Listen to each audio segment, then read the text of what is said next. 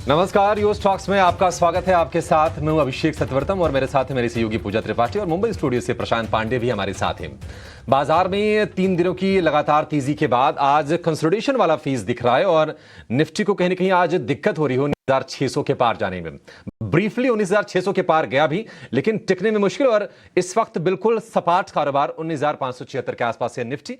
और अगर हम निफ्टी बैंक की बात करें तो वहां से प्रेशर लगातार बना हुआ है। 50 अंकों के आसपास की नरमी आज के सत्र में है, लेकिन अच्छी चीज ये है कि आज हम देख रहे हैं कि एचडीएफसी बैंक के शेयर में थोड़ी बहुत बाइंग दिख रही है। एचडीएफसी बैंक अगर चलता है तो निफ्टी बैंक की सेहत भी बेहतर बनी रहेगी। वेटेज वाला मामला आपको ध्यान में रखना चाहिए। लेकिन आज हम देख रहे हैं कि जिस तरह से क्रूड के भाव ऊपर गए हैं, कहीं ना कहीं उसकी चिंता भारतीय बाजारों को जरूर होगी। $90 के ऊपर भाव निकले हैं, 10 महीने के ऊपरी स्तर पर ब्रेंट क्रूड की कीमतें हैं। लेकिन मेटल स्टॉक से थोड़ी थोड़ी प्रॉब्लम दिख रही है। हम देख रहे हैं कि Hindalco, Tata steel, JSW steel, ये तीनों के तीनों शेयर आज निफ्टी के टॉप लूजर्स में शामिल हैं। इसके अलावा अगर हम बैंकिंग स्टॉक्स की बात करें तो आईसीआईसीआई बैंक, इंडस बैंक से भी प्रेशर है। तो बाजार को ऊपर चढ़ने के लिए थोड़ी सी दिक्कतें हो रही हैं। लेकिन कल भी हमने देखा कि खपत वाला जो खेमा था बाजार को सहारा देने काम कर रहा था और आज भी हम देख रहे हैं कि फार्मा समेत कुछ इंडाइसिस, कुछ ऐसे स्टॉक्स मदद कर रहे हैं, क्योंकि डिवीज लैब, सिप्ला, सन फार्मा ये निफ्टी के टॉप 3 गेनर्स हैं। और अगर आप इंश्योरेंस स्पेस से देखेंगे तो एसबीआई लाइफ और एचडीएफसी लाइफ यहां पर थोड़ी थोड़ी देख रहे हैं। इसके अलावा बाकी के सभी शेयर हम देख रहे हैं कि 1% से कम की तेजी के साथ ही कारोबार कर रहे हैं। लेकिन अगर हम ब्रॉडर मार्केट की बात करें तो वहां पर थकावट के संकेत नहीं है। अभी भी तेजी के खिलाड़ी ज्यादा हैं बाजार में मंदी वाले के मुकाबले।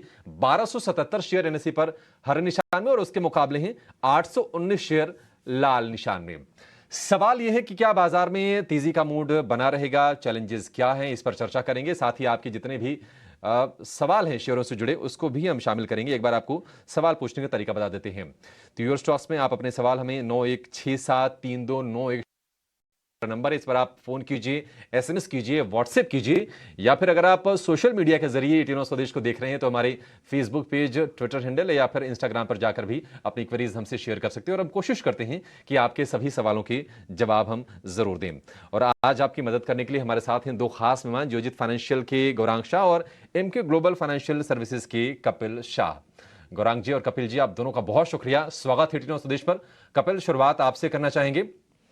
19,550 का जो स्तर था कल हमने उसको पार किया आज, लेकिन 19,600 को पार करने में दिक्कतें हो रही हैं और 3 दिन की तेजी होगी तो थोड़ी सी सुस्ती शायद जस्टिफाइड बाजार में हम कह सकते हैं।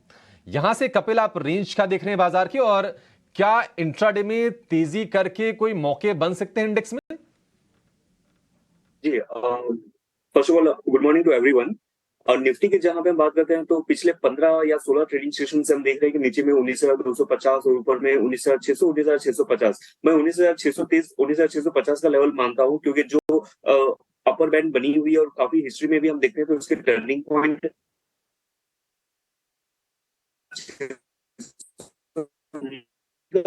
नहीं है। और जो मार्केट का मेन इंजन जो होता है, लेट्स से कि बैंक निफ्टी है, तो बैंक निफ्टी में अभी भी वहां पे ट्रैक्शन आना स्टार्ट नहीं हुआ है। ये बात सही है कि जो उसके कुछ हेवीवेट तकनीकी काउंटर्स खामी लाइन है, कपिल एचडीएफसी से बैंक है, संपर्क नहीं हो कोटक पा रहा बैंक है। है, वो एक सपोर्ट लेवल गौरांग जी पे के है। पास लेकिन चलेंगे। सपोर्ट गौरांग, लेवल आप बताइए, क्योंकि हम देख रहे हैं कि बाजार कहीं ना कहीं काफी 19,250 के आसपास सपोर्ट लिया, 19,250 से 500 के बीच में फंसा था, फिर उसके निकलने की कोशिश हुई। यहां से आप ट्रिगर क्या देख रहे हैं गौरांग, और क्या आपको लगता है कि क्रूड कीमतें, क्योंकि हेविली डिपेंडेंट हम नेशन हैं कच्चे तेल के ऊपर, और के ऊपर भाव चला गया है, कितनी चिंता की बात आपको दिख रही है? डॉलर इंडेक्स 105 के आसपास है, यह कितनी चिंता की बात है, और बाजार की चाल आप यहां से कैसी देख रहे हैं? धन्यवाद प्रशांत, आपका सबसे पहले तो आपको, पूजा को, प्रशांत को, 18 स्वदेश की पूरी टीम, खास करके पर्दे के पीछे जो आपके गेस्ट कोऑर्डिनेटर्स हैं और पीसीआर टीम है, और 18 स्वदेश के दर्शकों को जन्माष्टमी की बहुत बहुत शुभकामनाएं आप सभी को हमारे तरफ से और हमारी कंपनी जियोजित फाइनेंशियल सर्विसेज की तरफ से। बाजार के ऊपर प्रशांत, ये हमने पूरा अगस्त का महीना जो देखा उसमें एक दायरा बना था 19,200, 19,300 नीचे के तरफ, 19,500, 19,600 ऊपर की तरफ। और ये जो नीचे की मैं दायरे की बात कर रहा हूँ, वहां पर मेरे ख्याल से निफ्टी स्पॉट कम से कम 6-7 बार नीचे जाकर के फिर ऊपर की तरफ के उभरा और ऊपर के स्तर पर मुनाफा वसूली हावी हुई। निर्णायक तरीके से पिछले हफ्ते शुक्रवार से, जो कि सितंबर महीने का पहला दिन था एफएनओ एक्सपायरी का, सोमवार को और कल मंगलवार को भी हमने अच्छी ऊपर की तरफ के दायरे देखे। अब 3 दिन की बढ़त के साथ मेरे ख्याल से थोड़ा बहुत थकान बाजार में दिख रही है आज। कारण एक नहीं अनेक हो सकते हैं प्रशांत। वो फिर कच्चा तेल, $90 के आसपास ब्रेड, रुपया डॉलर के सामने 83 के पार गया है। तो ये कुछ कारण हो सकते हैं जिसके कारण, और मौसम को लेकर के भी, बारिश के मौसम को लेकर के भी जिस तरीके से किल्लत है, तो थोड़ा हावीपन बाजार में रहने के बिल्कुल आसार नजर आते हैं। इसमें आश्चर्य नहीं होना चाहिए। लेकिन जिस प्रकार से 3 दिन से हमने तेजी देखी, और हमारा ये मानना है, हमने सोमवार को भी बाजार के ऊपर एक राय दी थी पूरे हफ्ते के लिए, कि अगर 19,600 निर्णायक तरीके से निफ्टी स्पॉट पर पार हो जाता है और बाजार बंद देता है उसको पार करके, तो मेरे ख्याल से ज्यादा समय नहीं लगेगा प्रशांत उस सर्वोच्चम ऊंचाई की तरफ जाने के लिए जो हमने देखी थी, 19,991.85 की जो ऊंचाई देखी थी। और फिर शायद उससे और ऊपर जा सकते हैं, लेकिन थोड़ा समय लगेगा। आज बाजार थोड़ा बहुत थका हुआ है। मेरे ख्याल से क्षेत्र के आधार पर, स्टॉक्स के आधार पर ज्यादा आपको चर्चा होती हुई नजर आएगी बनस्पत के, निफ्टी और सेंसेक्स के। हाँ, अगर 19,600 अगर दिख जाता है आज, तो मेरे ख्याल से ये काफी सराहनाजनक बात होगी। तो फिलहाल सेक्टर स्पेसिफिक, स्टॉक स्पेसिफिक जो है यहाँ पे रणनीति बनानी होगी। बाजार पर जो दबाव है वो बाहरी दबाव साफ तौर पर नजर आ रहा है। बढ़ते हैं आगे, अब आपके सवालों को शामिल करते हैं। जितेंद्र हैं मुंबई से और इन्होंने फेसबुक के जरिए अपना सवाल हम तक पहुंचाया है। इनके पास जस्ट डायल के 1000 शेयर हैं। 800 के भाव पे इन्होंने ये स्टॉक लिया हुआ है। चलिए कपिल बताएं, जस्ट डायल में क्या करना चाहिए। इन्होंने थोड़ा ऊपरी स्तर पे लिया है, क्वांटिटी ज्यादा है तो नुकसान भी ज्यादा होता हुआ। जी, जस्ट डायल का मैं जो जिस हिसाब से इसका चार्ट का मैं एनालिसिस कर पा रहा हूँ, तो स्टॉक प्राइस में काफी कंसोलिडेशन सा ही माहौल देखने मिल रहा है। कोई एक अच्छा सा ट्रैक्शन यहाँ पे देखते हुए नहीं हमें मिल रहा है। और इसके लो टाइम फ्रेम के भी यहाँ पे देखता हूँ तो स्टॉक प्राइस में वही एक रेजिस्टेंस लेवल से रिएक्ट कर रहा है। मुझे लग रहा है कि स्टॉक प्राइस का ट्रेंड इतना तो सटीक पॉजिटिव नहीं है। एक ट्रेलिंग स्टॉप लॉस रख सकते हैं। अभी 758 पे चल रहा है, तो 730 का एक स्टॉप लॉस रख सकते हैं। 730 के नीचे जाता है तो ये स्टॉक के वीक होने के आसार थोड़े से ज्यादा बनते हैं। उसके बाद में ये स्टॉक आपका 665 या फिर बाद में 630 तक भी डिप कर सकता है। तो अभी एक स्टॉक बुल कैंडल के एक लो लेवल पे यहाँ है तो थोड़ा सा रिस्क ले सकते हैं, लेकिन इस स्टॉक को होल्ड नहीं करना चाहिए 730 के नीचे। ठीक है, तो ये है व्यू जस्ट डायल पर। चलिए अब आगे बढ़ेंगे और हमारे साथ कोलकाता से अगले दर्शक जुड़े हैं, देवाशीष। देवाशीष जी नमस्कार, अपना सवाल पूछिए। मैडम न्यू इंडिया एश्योरेंस का है 500 शेयर मैडम। ओके ठीक है, ये शॉर्ट टर्म के लिए लिया है क्या आपने, ट्रेडिंग के लिए लिया है? नहीं, लॉन्ग टर्म इन्वेस्टमेंट 130। ठीक है, चलिए आपके खरीद के आसपास ही है। 130 के भाव पर आपने लिया था न्यू इंडिया एश्योरेंस। अभी हम देख रहे हैं 135 पर कारोबार कर रहा है और यहाँ पर स्टॉक में भी अच्छी तेजी देखने को मिली। इनफैक्ट थोड़ी देर पहले अच्छी बाइंग भी यहाँ पर नजर आ रही है। स्टॉक 1% ऊपर इस वक्त ट्रेड कर रहा है।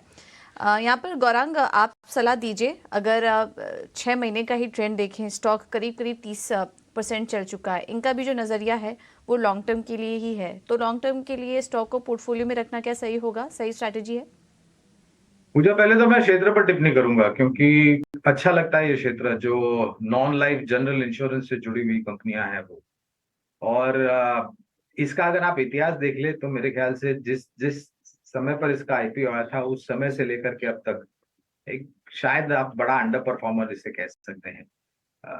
ये भी कहना जरूरी होगा कि कवरेज नहीं, इसलिए विशेष रूप में टिप्पणी नहीं करूंगा, लेकिन हमें लग रहा है कि ये क्षेत्र धीरे धीरे करके आकर्षित हो सकता है निवेशकों के लिए। ये निर्भर करेगा कि न्यू इंडिया इंश्योरेंस जैसी कंपनियां नतीजे कैसे लेकर के आते हैं और फिर वो शेयर के मूल्यांकन किस तरीके से ऊपर जाते हैं या नीचे जाते हैं। लेकिन इस क्षेत्र की एक कंपनी जो हमें अच्छी लगती है वो है आईसीआईसीआई लोम्बार्ड, और इस पर हमारी कवरेज है और हमने हाल ही में जो लक्ष्यांक है वो ऊपर की तरफ निर्धारित किए हैं नतीजों देखने के बाद। ये कंपनी भी बेहतर कर सकती है, लेकिन निर्भर करेगा कि नतीजे कैसे आते हैं। अगर परिवर्तन करना हो तो कर सकते हैं।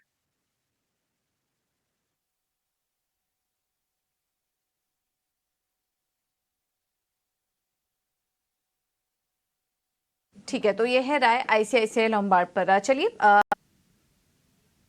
Hello, good morning. सर पूछिए अपना सवाल। जी, मुझे आपकी आवाज आ रही है सर। मेरे पास क्लीन साइंस के शेयर हैं 100 at the rate of 1930। I can hold for long term. 1930 sir मुझे क्या करना चाहिए, मैं रखना चाहिए या? ठीक है, 1930 रुपए के भाव पर 100 शेयर हैं, लॉन्ग टर्म के लिए होल्ड कर सकते हैं। लेकिन दिक्कत यह है कि 1930 वाला जो शेयर है वो 1500 रुपए के आसपास आ गया है। हालांकि इसमें हमने 2500 रुपए के आसपास के भाव देखे हैं। 2 साल पुरानी ये लिस्टिंग है और हाल फिलहाल जब केमिकल वाले स्टॉक्स चल रहे थे, स्पेशलिटी केमिकल वाले शेयरों में भी तेजी थी। क्लीन साइंस उतना नहीं चला, अंडर परफॉर्म किया है जरूर। गौरांग सर, दिक्कत क्या है, क्या प्रॉब्लम है कि क्लीन साइंस चल क्यों नहीं रहा है शेयर ये, और क्या लॉन्ग टर्म के लिए रखेंगे तो ये ठीक ठाक डिसीजन होगा? तो अभिषेक, इसका आईपीओ मेरे ख्याल से जुलाई 2021 के आसपास आया था और 880 से लेकर के 950 के आसपास का मेरे ख्याल से फ्लोर प्राइस था। वहां से अगर आप देखें तो लिस्टिंग अच्छी हुई और लिस्टिंग के बाद हमने देखा कि नतीजों के आधार पर थोड़े बहुत नतीजे कमजोर आए तो नीचे की तरफ के दायरे। तो डिस्क्लोजर ये है कि आईपीओ में हमने लंबी अवधि के लिए निवेश करने की राय दी थी। इनका नजरिया अगर लंबी अवधि का है तो ये बने रह सकते हैं।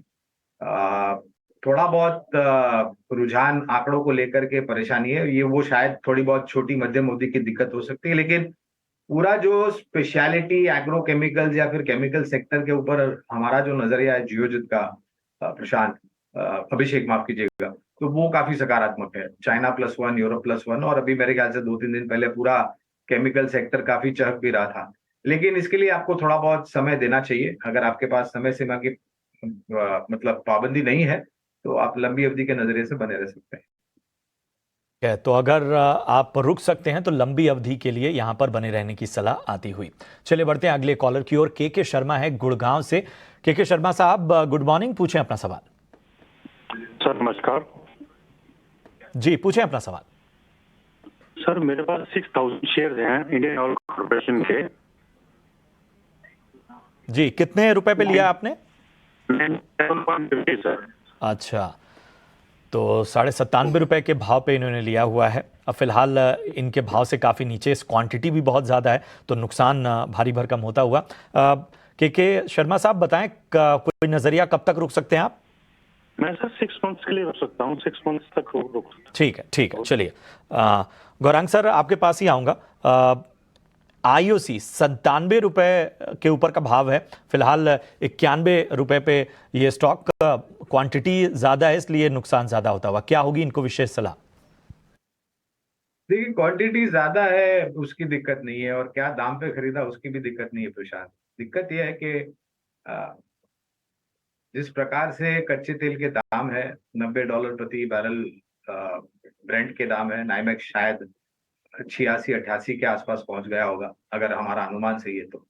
और दूसरी तरफ हमारे देश में राज्य स्तर पर चुनाव है, अगले साल एक बहुत बड़ा चुनाव। ऑयल मार्केटिंग कंपनियों को थोड़ा बहुत नुकसान भुगतना पड़ सकता है अगर मनलुभावक नीतियां इन चुनावों को लेकर के राज्य स्तर पर और केंद्रीय स्तर पर अगर सरकार कुछ निर्णय लेती है तो।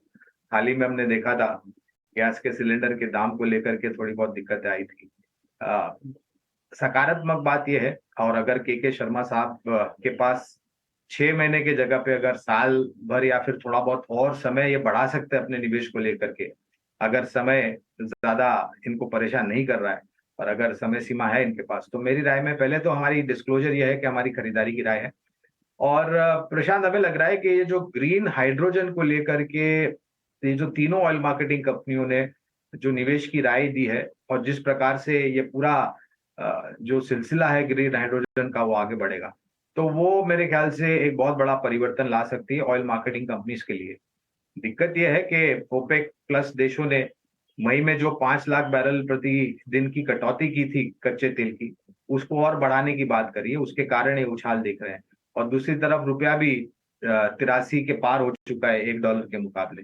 तो छोटी मध्यम अवधि में आप थोड़े बहुत परेशान हो सकते हैं, लेकिन अगर आपके पास समय है तो हम आपको बने रहने की राय देंगे यहाँ पर लंबी अवधि के लिए। लंबी अवधि के लिए बने रहने की राय आईओसी पर।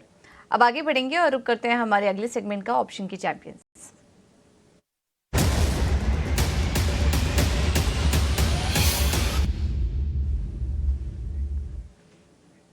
और हमारे साथ इस वक्त फिनवर्सिफाई की ध्वनि पटेल जुड़ चुकी हैं। ध्वनि, गुड मॉर्निंग, आपकी स्ट्रैटेजी बताइए आज। Good morning. आज की हमारी जो ऑप्शन स्ट्रैटेजी है उसमें पहले मैं तो ये दो क्लैरिफिकेशन देना चाहूंगी कि ये एक पोजिशनल स्ट्रैटेजी रहेगी जिसे अगले हफ्ते तक के ट्रेड करना पड़ेगा, और दूसरी यहाँ पे ये रहेगी कि लॉट साइज इसका बड़ा है तो टारगेट और स्टॉप लॉस का और कंडीशनल ट्रेड है तो उस हिसाब से लेवल्स का ध्यान रखा जाए। जो हमारी स्ट्रैटेजी बनती है वो चोला फाइनेंस में है। चोला फाइनेंस ऑलरेडी हम यहाँ पे देख रहे हैं कि अपवर्ड ट्रेजेक्ट्री में ट्रेड कर रहा है। आज के दिन में स्टॉक यहाँ पे अपनी 220 पीरियड और 50 पीरियड की जो एक्सपोनेंशियल मूविंग एवरेजेस होती है उसका पॉजिटिव क्रॉसओवर और वहां से सपोर्ट लेके ऊपर की तरफ के अपमूव दिखा रहा है। बाय आपको 40 रुपए के ऊपर करना है। 1100 की कॉल ऑप्शन को 40 रुपए के ऊपर बाय करना है। इसका पहला टारगेट जो बनता है वो 50 है, दूसरा टारगेट इसका 60 का बनता है। स्टॉप लॉस आपको इसके अंदर जो रखना है वो 29 का मेंटेन करके चलना है। लॉट साइज इसकी 1250 की है, तो आपका जो मैक्स प्रॉफिट यहाँ पे सेकंड टारगेट अचीव होने पे होगा वो 25,000 का होगा, और मैक्स लॉस जो आपका यहाँ पे है वो 13,750 का है।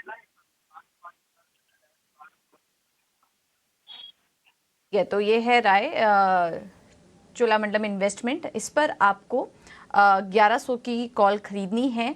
अधिकतम मुनाफा और अधिकतम नुकसान भी आपको बता दिया है, आपकी स्क्रीन पर है। उस अकॉर्डिंग आप इसमें डिसीजन ले सकते हैं। और एक डिस्क्लेमर आपके लिए लेकर आते हैं, रिस्क डिस्क्लोजर है। एफएनओ में संभल कर ट्रेड करिए। यहाँ में 10 में से 9 लोगों को नुकसान होता है, तो संभल कर ट्रेड करने की राय, ये एक रिस्क डिस्क्लोजर आपके लिए। चलिए अब आगे बढ़ेंगे और कुछ और भी सवालों को शामिल करते हैं। और इस बीच हमारे एक सवाल आया है इंस्टाग्राम पर संतोष कुमार जी का। इन्होंने इंडिया बुल्स हाउसिंग फाइनेंस लिया हुआ है, 20 शेयर 108 पर हैं। गौरांग, आप सजेस्ट करिए इंडिया बुल्स हाउसिंग फाइनेंस क्या करें स्टॉक में? पूजा, मेरे ख्याल से अगर मेरी याददाश्त सही है तो कवरेज हमारी थी और वो कवरेज हमने निकाल दी थी, क्योंकि जिस प्रकार से खबरें इस कंपनी को लेकर के आई और काफी कुछ नीचे के तरफ के दायरे भी देखे। स्टॉक ज्यादातर मेरे ख्याल से एफएनओ में बैन पीरियड में रहता है वगैरह वगैरह। तो फिलहाल तो कवरेज नहीं है, इसलिए विशेष रूप में टिप्पणी नहीं कर पाऊंगा। लेकिन इस क्षेत्र में हमारी कुछ और पसंद है। मिसाल के तौर पर LIC हाउसिंग फाइनेंस हो गया, रेपको होम फाइनेंस हो गया, या फिर कैनफिन होम्स। तो हमारे हिसाब से बुनियादी तर्क के आधार पर अगर आप मापदंड करते हैं तो ये कंपनियां जो मैंने 3 नाम लिए हैं ये ज्यादा मतलब नतीजों के आधार पर आपके निवेश के लिए एक बेहतरीन सुझाव हो सकता है compare to India bull housing. अभी फिलहाल कवरेज नहीं है, इसलिए विशेष रूप में टिप्पणी नहीं कर पाऊंगा इंडिया बुल हाउसिंग पर। लगन परिवर्तन कर सकते हैं तो परिवर्तन करना मेरे ख्याल से उचित होगा। फाइनेंस एक बेहतर विकल्प इंडिया बुल्स हाउसिंग फाइनेंस के मुकाबले। सीतापुर से पीयूष हमारे साथ हैं। पीयूष, गुड मॉर्निंग, पूछिए क्या जानना है आपको? 1251 शेयर हैं, तो सर बने रहे कि इसको मैंने 49 रुपये 75 पैसे पे लिया था। 49 रुपये 75 पैसे, तब तो बहुत बधाई हो आपको, बढ़िया फायदा आपको हो रहा है। 1250 शेयर प्रॉफिट देखिए, 25,350 रुपये IRFC के शेयर में। गौरांग सर, क्या अमेजिंग रनअप हमने देखा है IRFC समेत तमाम रेलवे स्टॉक्स में। हालांकि आज थोड़ी सी प्रॉफिट टेकिंग जरूर आ रही है, लेकिन ये जो तेजी हुई है हेवी वॉल्यूम के साथ हुई है। और अगर हम 5 दिन की बात करें तो ऑलमोस्ट ये 40% ये शेयर चढ़ चुका है। क्या प्रॉफिट टेकिंग की सलाह देंगे, या फिर आपको लगता है कि अभी रेलवे का इंजन थकेगा नहीं, दौड़ता रहेगा? डबल इंजन और ट्रिपल इंजन लग सकता है यहाँ पर। और एज अ डिस्क्लोजर, जब IPO आया था तो लंबी अवधि के लिए IRFC में हमने निवेश की राय दी थी अभिषेक, और मेरा मानना है कि ये थोड़ा बहुत पिछले 2-3 दिनों से जो ऊपर के तरफ के दायरे देखे तो थोड़ा बहुत मुनाफा वसूली की चपेट में आया, लेकिन लंबी अवधि के लिए बने की राय रही। और भारतीय रेल की छवि जो सुधर रही है वो पूरी नीतियों के आधार पर है। यहाँ से और बेहतर रुझान आंकड़ों को लेकर के हो सकता है ये सब कंपनियों पर। तो लंबी अवधि के लिए हम निवेशित रहने की राय देंगे, क्योंकि IPO में हमने लॉन्ग टर्म सब्सक्राइब किया। निवेशित रहने की सलाह है IRFC के शेयर में।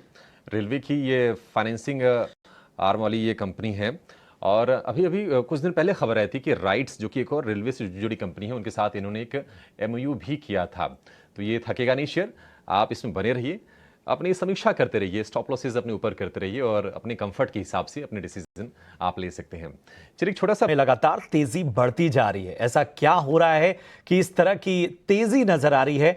ग्राउंड की स्थिति समझने के लिए हमारे सहयोगी विश्व मोहन हमारे साथ जुड़ चुके हैं। विश्व मोहन, बताएं आखिर इस तेजी के ट्रिगर्स क्या हैं?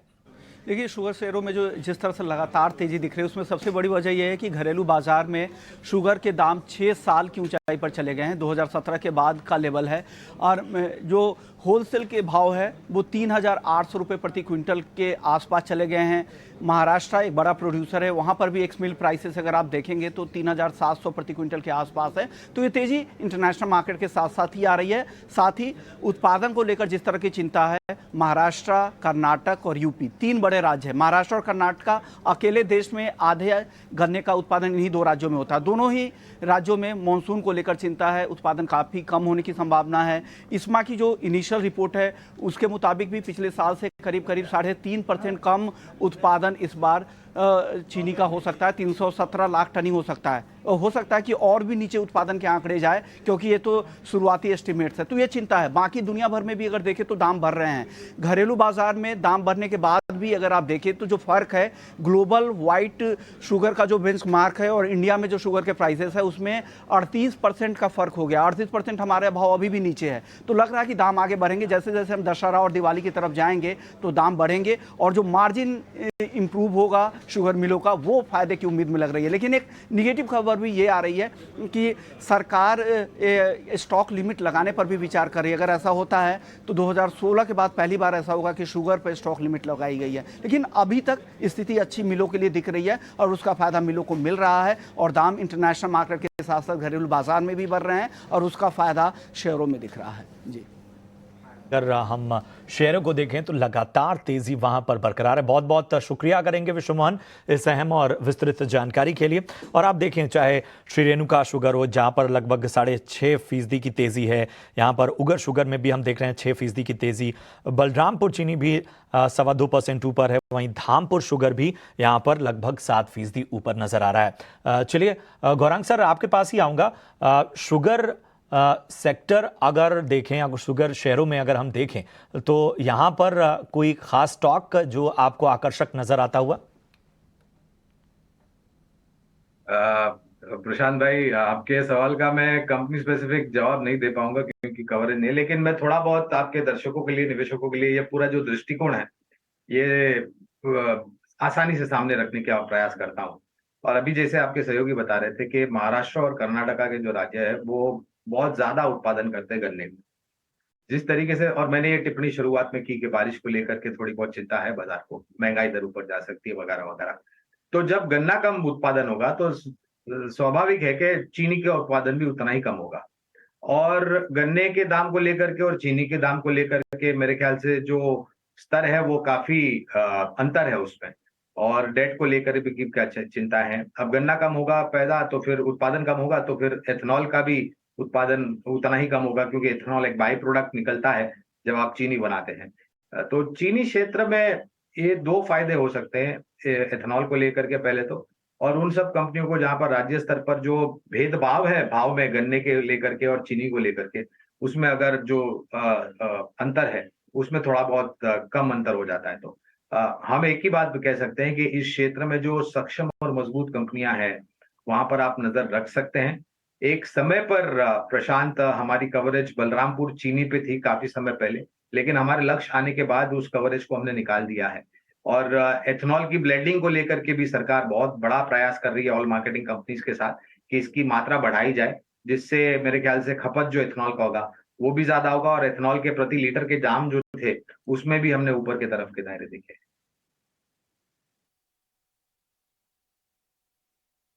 ओके, तो ये है व्यू शुगर कंपनियों पर। आज देखिए बलरामपुर चीनी 2% और अन्य शुगर कंपनियों में भी हम अच्छी तेजी देख रहे हैं। वजह आपको अभी थोड़ी देर पहले विश्व मोहन बता रहे थे। चलिए इन कंपनियों पर हमारी नजर रहेगी और क्या कुछ अपडेट आगे भी निकल कर आता है ये भी हम आपके सामने रखते रहेंगे। लेकिन चलिए अब एक और दर्शक हमारे साथ जुड़े हैं फोन लाइन पर, महाराष्ट्र से अजय। अजय जी नमस्कार, आपका सवाल पूछिए। नमस्ते मैडम, मेरे पास MMTC के 42.50 से 1000 शेयर है। ओके, हेलो, तो आपने ये लॉन्ग टर्म के लिए लिया था? यस यस, लॉन्ग टर्म के लिए लिया है। और आरवीएनएल के 27 दूसरा स्टॉक बताइए, आरवीएनएल। आरवीएनएल 27 पे लिया था आपने आरवीएनएल को? 500, हाँ वो भी। ओके, चलिए दोनों ही स्टॉक सिलेक्शन आपका काफ़ी अच्छा है और इतने अच्छे लेवल पर एंट्री की, इसका देखिए फ़ायदा भी आपको मिला। आरवीएनएल 27 रुपये पे लिया था, 150 पर आ चुका है। एमएमटीसी भी देखिए 42 पर लिया था और पिछले 3 दिनों में ही सरकारी कंपनियों में हमने जो तेज़ी देखी, एमएमटीसी करीब 50% चला इस बीच और आज भी 6% ऊपर कारोबार कर रहा है। रेलवे स्टॉक्स पर तो हमने थोड़ी देर पहले चर्चा भी की थी, एक बार एमएमटीसी पर राय ले लेते हैं और फिर आरवीएनएल पर भी आपको सुझाव देंगे। गौरांग, एमएमटीसी कैसी लग रही है आपको कंपनी? शानदार तेज़ी देखने को मिली हाल फिलहाल में, अभी भी बने रहना चाहिए, काफ़ी अच्छा मुनाफा भी हो रहा है इनको यहाँ पर, तो अभी बने रहने की राय देंगे या फिर मुनाफा लेकर निकल जाएं? देखिए 42-50 पर निवेश है और मेरे ख्याल से करीबन 65 के ऊपर का स्तर। तो अगर आप प्रतिशत के हिसाब से देखेंगे पूजा, तो एक अच्छा मुनाफा हो रहा है। और आप शेयर बाजार में निवेश इसलिए करते हैं क्योंकि आपको मुनाफा हो, नुकसान झेलना हो, उसकी तो मतलब भरपाई करना भी बहुत महंगा हो जाता है छोटे छोटे निवेशकों को। तो जब मुनाफा मिलता है तो हम एक राय देते हैं कि आपको निरंतर मुनाफा समेटना चाहिए। ये निर्भर करता है कि आपने क्या सोच करके निवेश किया था उस कंपनी में, कि कितना प्रतिशत आपको मुनाफा मिलेगा तो आप मुनाफा बांधेंगे। अब एक उदाहरण देता हूं मैं, बहुत सीधा सा पूजा। आप बैंक एफडी में पैसा रखते हैं तो आपको 7%, 7.25% का रिटर्न मिलता है।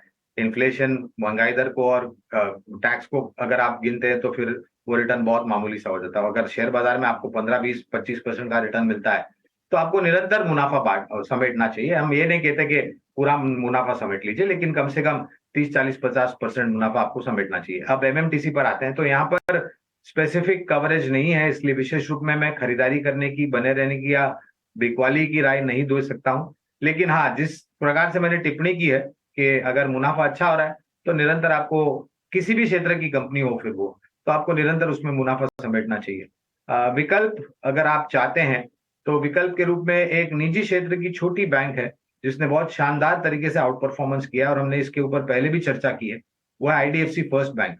तो परिवर्तन के रूप में ये एक विकल्प है।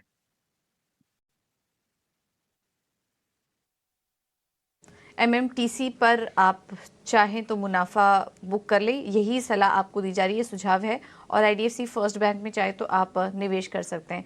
एक और सवाल इनका आरवीएनएल पर था, जो कि इन्होंने 27 रुपये पे लिया था 500 शेयर। अभी थोड़ी देर पहले हम रेलवे स्टॉक्स पर फंडामेंटल चेक भी करे थे, आईआरएससी पर सवाल आया था थोड़ी देर पहले। आरवीएनएल पर एक राय ले लेते हैं। कपिल, आपसे सवाल होगा, कपिल से हमारा संपर्क जुड़ चुका है। आरवीएनएल में क्या करें? हमने काफ़ी अच्छी तेज़ी यहाँ पर भी देखी, आज रेलवे स्टॉक्स में मुनाफा वसूली देखने को मिल रही है। हालांकि आरवीएनएल से जुड़ी लगातार कुछ ना कुछ खबरें बनी हुई हैं, बड़े ऑर्डर मिलने की भी खबर आ रही है, लेकिन इन स्तरों पर मुनाफा थोड़ा बुक कर लेना चाहिए या फिर लॉन्ग टर्म के लिए अभी भी बने रहें इस स्टॉक में? लॉन्ग टर्म निवेशक हैं ये। तो बेसिकली जब ये लॉन्ग टर्म निवेशक का कोई अप्रोच होता है और जब ये स्टॉक कुछ एक मोमेंटम में रहता है तो हम हमेशा एक राय देते हैं कि स्टॉक को ट्रेल करके चलते रहे, क्योंकि उसकी अपसाइड मोमेंटम आने वाली कितने टाइम में कितने अनफोल्ड होगी वो हमें पता नहीं होता है। कि लेट्स से कि जो जब भी कोई स्पेसिफिक कोई स्टॉक ऑल टाइम हाई पे चल रहा होता है, सेक्टर में काफी एक बहुत बड़ा टेल विंड चल रहा होता है, तो उसकी अपसाइड मोमेंटम आपकी काफी इंप्रूव हो जाती है। काफी बार टारगेट रखना एक तरीके से आपको अपने अपने प्रॉफिट को लिमिट कर रहे हो, वो उस तरीके से एक सिचुएशन बन जाती है। तो 150 के लेवल के स्टॉक है, उनकी खरीदारी काफी नीचे के लेवल से है, तो फिर उनकी एक रिस्क एपेटाइट मैं एज्यूम कर रहा हूँ कि बढ़ जाती है स्टॉक को होल्ड करने के लिए। और इस स्टॉक का जो हम पहले से कुछ एक पैटर्न देखते हैं कि स्टॉक में एक राइज आता है, कुछ पॉज आता है और फिर से वो राइज में अपनी स्ट्रेंथ इकट्ठा करके फिर से स्टॉक ऊपर के मूव में जाता है। तो 150 का लेवल चल रहा है, यहाँ पे हमारी एक होल्ड की राय बनी रहेगी। और इसके जो नीचे के ट्रेलिंग स्टॉप लॉस अगर हम देखते हैं तो 120 के आएंगे। 150 120 का एक डिफरेंस साइजेबल है, लेकिन उनकी बाइंग प्राइस को मद्देनजर रखते हुए 120 के ट्रेलिंग स्टॉप लॉस से स्टॉक को होल्ड करना चाहिए। रेंज का फ्रेश ब्रेकआउट आया है तो हमें एक बुलिश कंटिन्यूएशन साइन इसमें देखने मिल सकती है।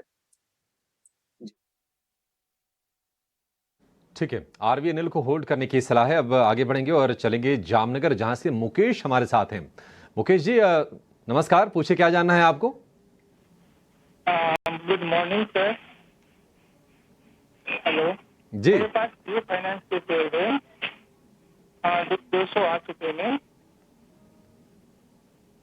हेलो 208 रुपए, क्या बात है। ठीक है, 208 रुपए के भाव पर हैं 1000 शेयर जियो फाइनेंस के। और आज बहुत ही अहम दिन है और इस अहम दिन पर मुकेश हमसे सवाल पूछ रहे हैं कि करना क्या है, क्योंकि आज आखिरी दिन है जब एनएसई के 18 जो इंडेक्स हैं उसमें ये शेयर शामिल हैं। आज के बाद ये बाहर हो जाएगा, यानी कि कल से प्रभावी हो जाएगा। और बीएसई से पहले ही ये शेयर बाहर हो चुका, बीएसई के तमाम इंडेक्स से। गौरांग सर, बहुत ही बढ़िया भाव पर एंट्री की है। मतलब सोच तो तमाम लोग रहे होंगे कि जियो फाइनेंशियल में मौका खोजें। 265 रुपए पर ये शेयर लिस्ट हुआ, उसके बाद हमने लगातार लोअर सर्किट देखे। 202 रुपए पर लोअर सर्किट का दौर थम भी गया, उसके बाद तेजी देखी। मतलब सब कुछ हो गया। पिछले महीने भर से भी कम के समय में जियो फाइनेंशियल ने कई तरह के फेज देखे। क्या आप सलाह देंगे? 205 की एंट्री है, 255 रुपए के आसपास का भाव है और ऐसा कहा जा रहा है कि पैसिव जो एमएफ ट्रैकर्स जो हैं उनकी तरफ से कुछ बिकवाली आएगी। आपको लगता है कि जियो फाइनेंशियल में इनको चूंकि प्रॉफिट हो रहा है तो आपकी जो थियरी है कि मुनाफा वसूलते रहना चाहिए वो यहां भी कर ले, या फिर थोड़ा नीचे जाने पर आप ऐड करने की सलाह देंगे लॉन्ग टर्म के लिए?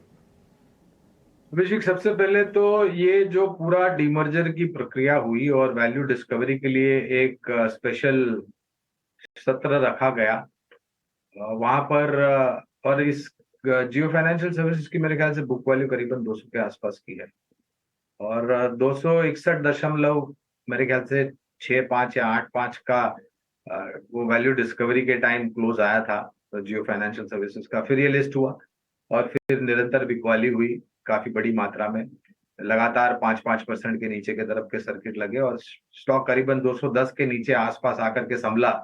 तब जा करके मेरे ख्याल से कुछ प्रमोटर एंटिटीज ने शायद कुछ खरीदारी की, ऐसी कुछ खबरें भी आई थी। अब दिक्कत ये, और जो स्पष्टीकरण एजीएम में माननीय मुकेश अंबानी जी ने दिया है जियो फाइनेंशियल सर्विसेज को लेकर के, एसेट मैनेजमेंट कंपनी में जाना चाहती है, इंश्योरेंस में जाना चाहती है, माइक्रो फाइनेंस में भी शायद ये जा सकती है आगे जा करके।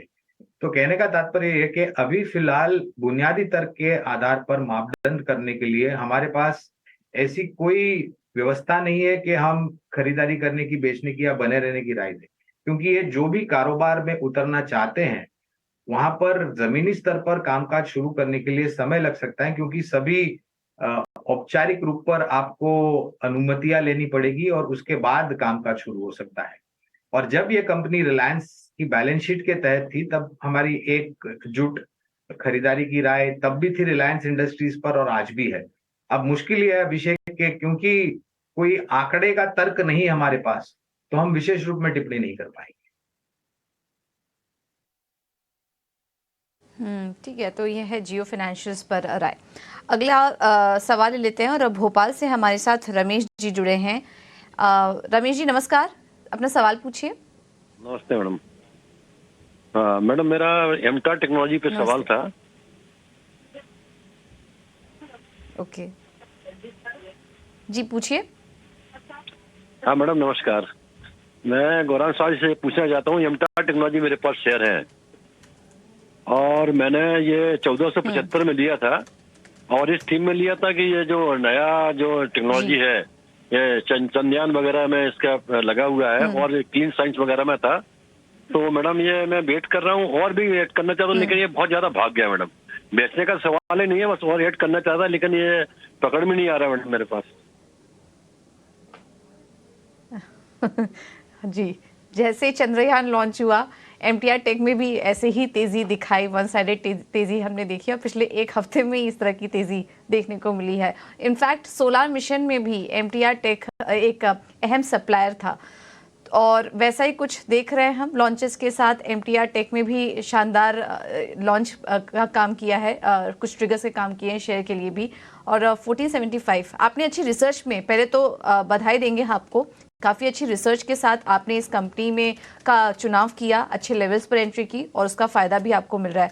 गौरांग, सवाल आपसे है, क्या करें? ये और ख़रीदना चाह रहे हैं इस स्टॉक को, लेकिन जैसा कि हम देख रहे हैं स्टॉक ऑलरेडी काफ़ी भाग चुका है, अपने हाइस पर कारोबार कर रहा है। अभी क्या करना चाहिए? और लेने की सलाह देंगे या फिर जो भी क्वांटिटी है, 25 शेयर हैं इनके पास अभी फ़िलहाल, तो बने रहें इन्हीं क्वांटिटी के साथ?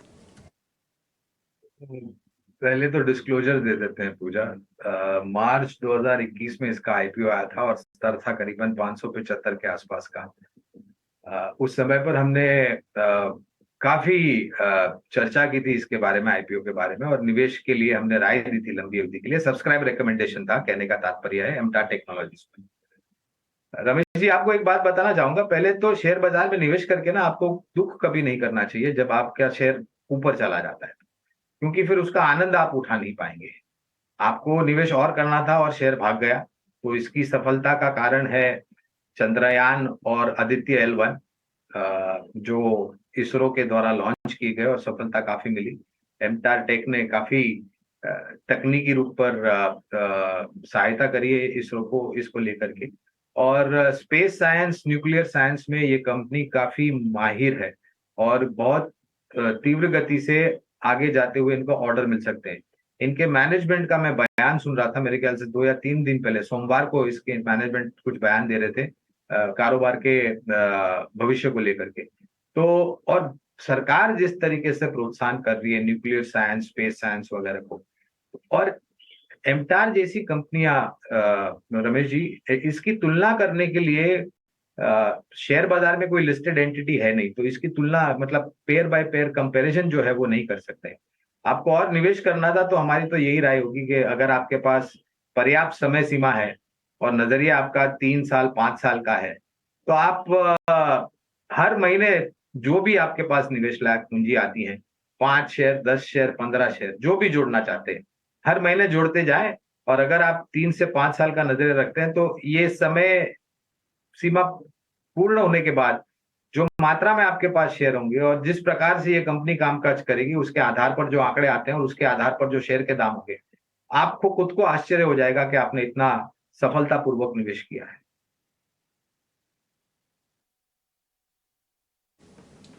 ठीक है, टेक को लेकर ये व्यू आगे बढ़ेंगे। अहमदाबाद से जगदीश हमारे साथ हैं। जगदीश जी नमस्कार। ठीक है, जगदीश से संपर्क नहीं हो पा रहा, लेकिन उनका सवाल हमारे पास जरूर आ गया है और उनका सवाल है एचडीएफसी बैंक के शेयर को लेकर। 375 शेयर इनके पास हैं और भाव है 1545। इसी भाव के आसपास ये शेयर फिलहाल ट्रेड कर रहा है। 1584 रुपए के आसपास के भाव हैं। लेकिन गौरांग सर, एचडीएफसी बैंक के बारे में ना तमाम लोग जानना चाहते हैं, रोज ऐसी क्वेरीज आती हैं, लोग पूछते हैं कि करना क्या है, क्योंकि 1750 रुपए का भाव दिखाने के बाद और मर्जर वाला एपिसोड पीछे छोड़ने के बाद हमने कोई बड़े मूव देखे नहीं है। और एचडीएफसी बैंक चूंकि फंसा हुआ है तो कहीं ना कहीं हम निफ्टी बैंक पर भी प्रेशर देख रहे हैं ऑफ एंड ऑन। आप ये बताइए कि 1550 के आसपास आपकी सलाह क्या होगी? अभी 1516 रुपए के आसपास के भाव हैं, क्या इसको ऐड करना है एचडीएफसी बैंक को या फिर कुछ ट्रिगर का आप इंतजार करेंगे? क्लोजर है अभिषेक, 1900-2000 तक के लक्ष्य हमारे, तो आपको चिंतित नहीं होना चाहिए अगर आपकी समय सीमा लंबी अवधि के लिए। पहली बात। दूसरी बात, मर्जर के बाद जिस तरीके से ये बैलेंस शीट बनी है, वो मेरे ख्याल से पूरे विश्व भर में वित्तीय क्षेत्र की 4थी या 5वीं सबसे मजबूत बैलेंस शीट आप कह सकते हैं इसको। इतिहास अगर आप देख ले अभिषेक, पिछले 5 साल 10 साल का, जिस तरीके से एचडीएफसी बैंक ने लंबी अवधि के निवेशकों को पूंजी की वृद्धि जो हुई है, तो वो अपने आप में मेरे ख्याल से काफी काबिल तारीफ है।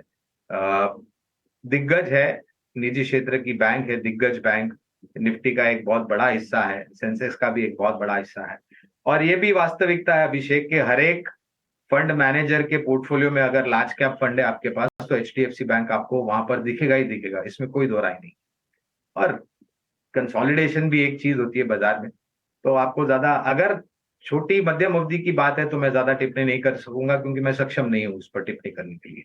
लेकिन लंबी अवधि के लिए हमारी खरीदारी की राय है 1900 से लेकर के 2000 के लक्ष्य हमारे। तो अगर खरीदारी है, बने रहे, इस स्तर पर और जोड़ना चाहते हैं जोड़ सकते हैं, जिनको नया निवेश करना है वो भी कर सकते